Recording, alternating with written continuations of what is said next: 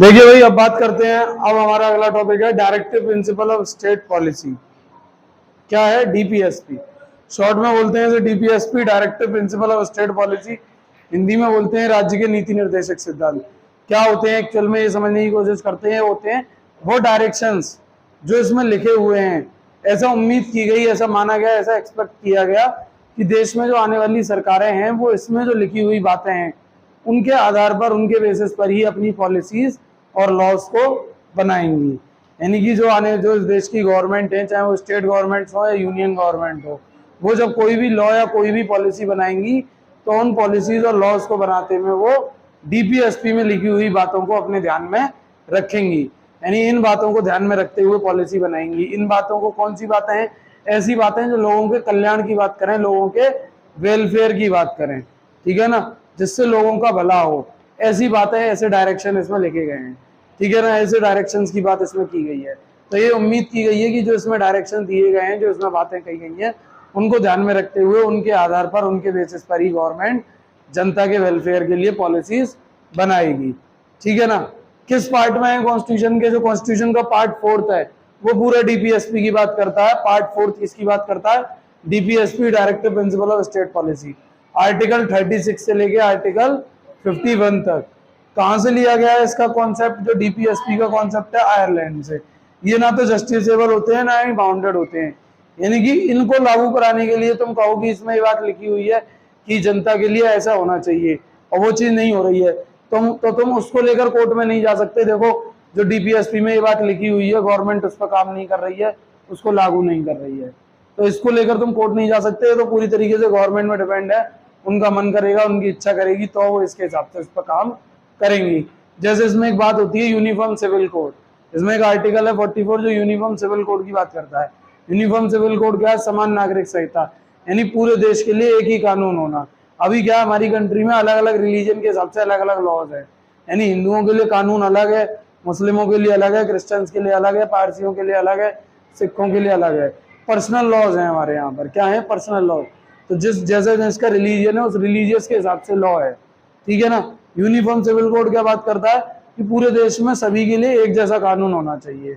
तो वो उसमें डाल दिया गया डीपीएसपी में। यानी कि उसमें डालकर ये देश में आने वाली सरकारों पर छोड़ दिया गया कि जो देश की सरकारें हैं वो आने वाले समय में जनता की भलाई के लिए जब जरूरी लगे तब एक ऐसा कानून बनाएगी जो पूरे देश में सभी के लिए होगा, ठीक है। यानी कि जो पर्सनल लॉज हैं वो सब खत्म हो जाएंगे और सभी के लिए होगा। तो अब कोई इंसान सुप्रीम कोर्ट नहीं जा सकता कि देखो इसमें यूनिफॉर्म सिविल कोड की बात लिखी हुई है, गवर्नमेंट को इस पर कानून बनाना चाहिए और पूरे देश में सभी के लिए एक कानून होना चाहिए, ठीक है ना।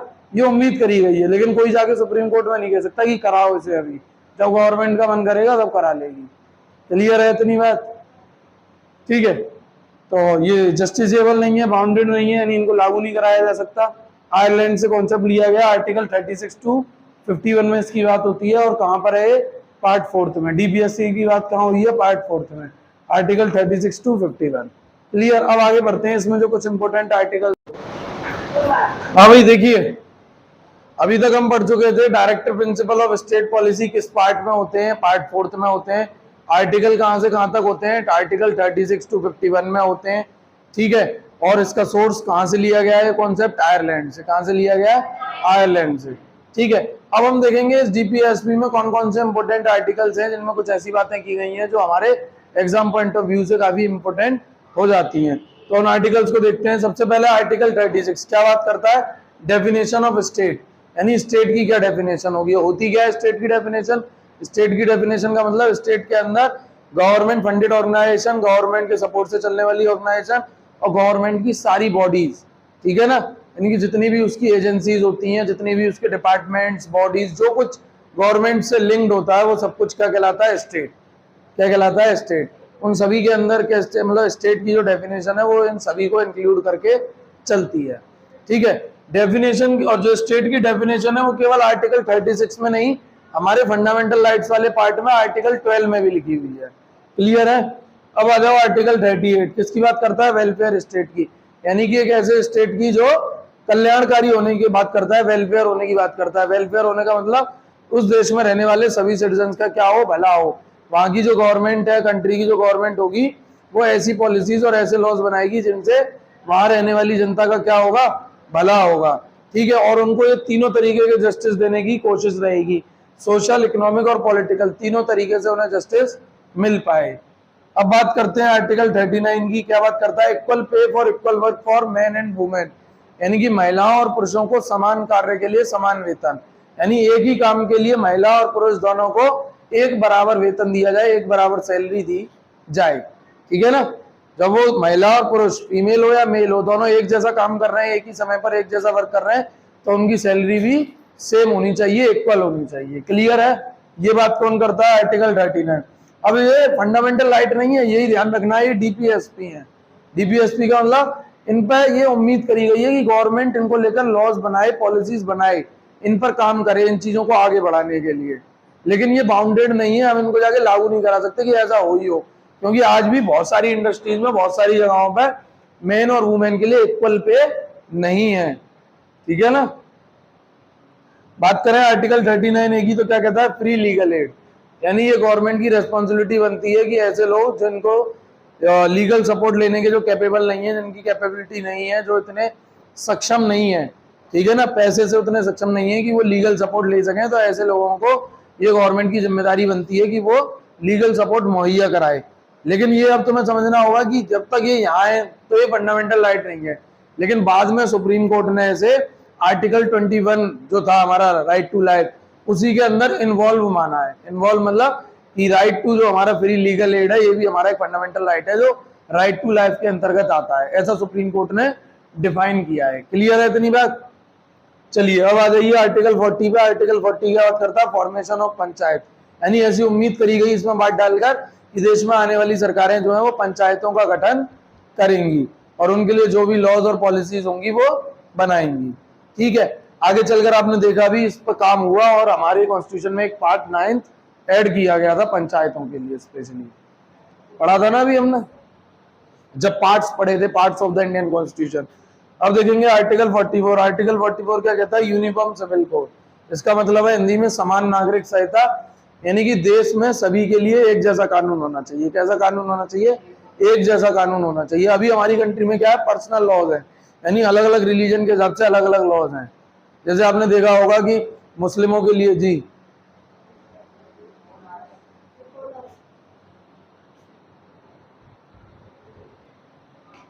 ठीक है, तो यूनिफॉर्म सिविल कोड समझ रहे थे हम। यूनिफॉर्म सिविल कोड क्या होता है, समान नागरिक संहिता, सभी के लिए एक जैसा कानून। जैसे कि अभी तुमने देखा कि हमारी कंट्री के अंदर पर्सनल लॉज हैं, अलग अलग रिलीजन के अलग अलग लॉज हैं।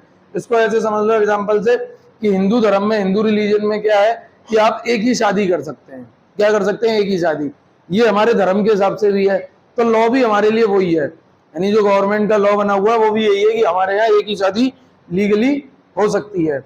बाकी अगर आप मुस्लिमों में देखें तो वहां पर वो बिना डाइवोर्स लिए एक ही, मतलब एक शादी करके भी और भी एक या दो शादी और कर सकते हैं, 3 शादियां कर सकते हैं टोटल। तो ये उनका पर्सनल लॉज है, तो वो उनके में वो लीगल है उनके हिसाब से, क्योंकि ये उनका पर्सनल लॉ है। तो इसी तरीके से ये एक एग्जाम्पल लिया मैंने, इसी तरीके से हर चीज में, हर कोई भी क्राइम हो, हर चीज में जो उनके पर्सनल लॉज हैं, खासकर सिविल मैटर्स, जो सिविल मैटर्स होते हैं, ठीक है ना, जो ट्रेडिशन से जुड़े हुए होते हैं, जो कल्चर से जुड़े हुए होते हैं, उन चीजों को लेकर जो लॉज है वो कैसे हैं, पर्सनल है। अलग अलग रिलीजन को लेकर अलग अलग लॉज हैं। अगर हम बात करें इसकी यूनिफॉर्म सिविल कोड की, ये बात क्या करता है कि पूरे देश में सभी के लिए एक जैसा, एक ही कानून होना चाहिए। कौन कहता है ऐसा, यूनिफॉर्म सिविल कोड। तो ये बात इसमें डालकर ये उम्मीद करी गई कि देश में आने वाली सरकारें इसको लेकर कानून बनाएंगी और पूरे देश में सभी के लिए एक जैसा कानून होगा। तो यूनिफॉर्म सिविल कोड होगा तो पूरे देश में सभी के लिए एक जैसा कानून होगा, ये उम्मीद करी गई। पर अभी तक कोई भी सरकार ऐसी नहीं हुई जिन्होंने इन पर वर्क किया। लेकिन प्रेजेंट में हमारे यहाँ जो सरकार चल रही है, ऐसा उम्मीद है, क्योंकि वो बहुत ज्यादा हिंदूवादी, हिंदुत्ववादी सरकार है, तो वो इसको लेकर लॉ ला सकती है। हो सकता है कि नेक्स्ट ईयर तक यूनिफॉर्म सिविल कोड आ जाए। क्लियर है, चलिए आगे बढ़ते हैं। देखिए भाई, अब बात करेंगे हम आर्टिकल 45 की। आर्टिकल 45 क्या कहता है, provide compulsory education to the children between the age of 0 to 14 years. यानी आर्टिकल 45 में वो बात होती थी जो अब आर्टिकल 21A में होती है। मैंने तुम्हें फंडामेंटल राइट पढ़ाया था, उसमें आर्टिकल 21A पढ़ाया था, राइट टू फ्रीडम में। वो बात क्या करता है, free and compulsory education for the children between the age of 6 to 14 years, 6 से 14 साल की उम्र के सभी बच्चों को फ्री और कंपलसरी एजुकेशन का फंडामेंटल राइट है। तो ये बात जो थी वो पहले कहाँ लिखी हुई थी, यहाँ पर डीपीएसपी में आर्टिकल 45 में। वो ये कहता था कि जो आने वाली सरकारें होंगी वो कम से कम इस एज ग्रुप को, जो 0 से लेकर यानी 0 से लेकर 14 ईयर्स तक के जो बच्चे हैं उनकी देखभाल, उनकी देखरेख और उनकी जो एजुकेशन है उसको कंपलसरी करेगी, जिससे सभी बच्चों की जो है इतनी उम्र तक के, कम से कम इस एज ग्रुप तक के जो बच्चे हैं उनको ठीक न्यूट्रिएंट्स मिल पाए, अच्छे से उनकी देखभाल हो पाए और अच्छी एजुकेशन उनको मिल पाए। इसकी कोशिश कौन करेगा? स्टेट करेगा यानी गवर्नमेंट्स करेंगी। लेकिन सरकारों पर छोड़ दिया गया, तो बाद में आगे चलकर जरूरत महसूस होने पर गवर्नमेंट ने इसमें अमेंडमेंट करके इसको फंडामेंटल राइट में ऐड कर दिया। अब ये एक फंडामेंटल राइट है, लेकिन एज ग्रुप क्या है उसमें? 6 to 14 ईयर्स। यहाँ पर 0 to 14 की बात थी, वहां पर 6 से 14 साल के बच्चों के लिए प्रोविजन किया गया है। क्लियर? अब बात करेंगे आर्टिकल 47 की। 47 क्या कहता है? पब्लिक हेल्थ, यानी जो लोगों की हेल्थ है उसको लेकर क्या कहते हैं, जो रेस्पॉन्सिबिलिटी है वो किसकी बनती है? स्टेट की, यानी कि गवर्नमेंट की। तो गवर्नमेंट जो होगी आने वाले समय में, जो भी गवर्नमेंट आएंगी, वो कुछ ऐसी पॉलिसीज और ऐसे लॉज बनाए जिनसे जो लोगों की हेल्थ है उसको प्रोटेक्ट किया जा सके, यानी लोगों की हेल्थ को बेटर रखा जा सके।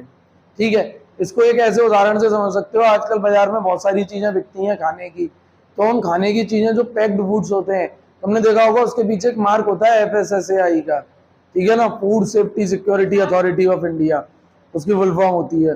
तो ये जो FSSAI होती हैं ये काम करती हैं उन पैक्ड फूड्स को ये मार्क करने का कि ये लोगों के खाने के लिए ठीक है।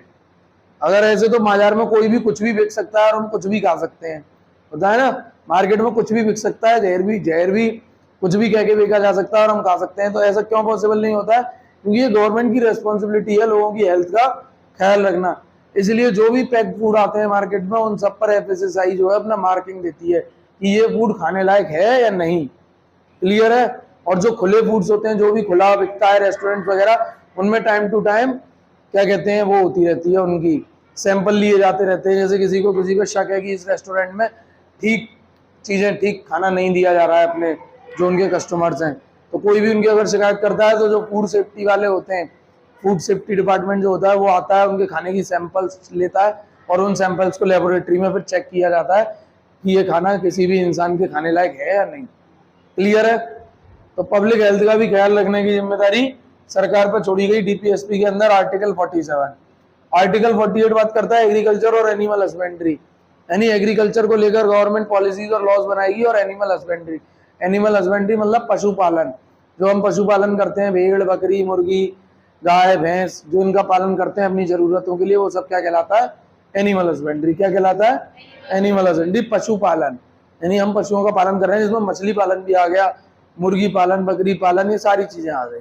क्लियर है इतनी बात? उसकी बात यहाँ होती है आर्टिकल 48 में। 48 क्या कहता है कि जो देश में आने वाली सरकारें होंगी वो हमारे एनवायरनमेंट, फॉरेस्ट और वाइल्ड लाइफ को प्रोटेक्ट करने के लिए लॉज और पॉलिसीज बनाएंगी, जिसको लेकर काफी लॉज भी बने, जैसे वाइल्ड लाइफ प्रोटेक्शन एक्ट 1972, सुना होगा तुमने, वाइल्ड लाइफ प्रोटेक्शन एक्ट, ठीक है, 1972 में बना था। तो ये वाइल्ड लाइफ को प्रोटेक्ट करने के लिए बना, एनवायरनमेंट को प्रोटेक्ट करने के लिए भी लॉज बने हैं, फॉरेस्ट को भी। अब बात करेंगे आर्टिकल 49, वो क्या बात करता है? Protection of monument. ये मॉन्यूमेंट्स क्या होते हैं? मॉन्यूमेंट यानी हमारी विरासतें। विरासतें क्या है? जैसे ताजमहल, लाल किला, जितने भी किले हैं इंडिया में, रानी लक्ष्मीबाई का किला हो या राजस्थान में चित्तौड़ का किला हो, महाराणा प्रताप का किला हो,